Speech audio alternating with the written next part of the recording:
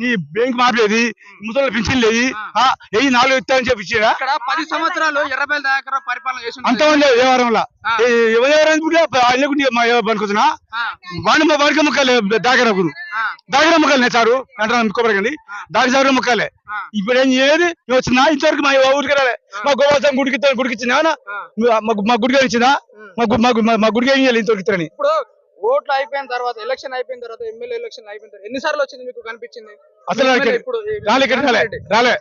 రాలే సార్ బాబు రాలే ఇంతవరకు రాలే సారు కొత్త చేద్దాం మాకేద్దాం ఇంతవరకు మా మొహం చూడలే.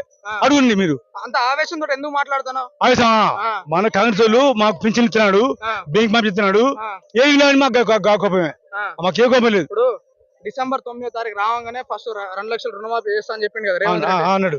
సో ఇప్పుడు మళ్ళీ ఆగస్టు 15కి వెళ్ళిండు. నమ్ముతున్నారా ఈ మాటనే? ఎందుకు చేస్తూ నమ్ముతాం ఎందుకు నమ్మండి సార్ నమ్మకుండా కూడా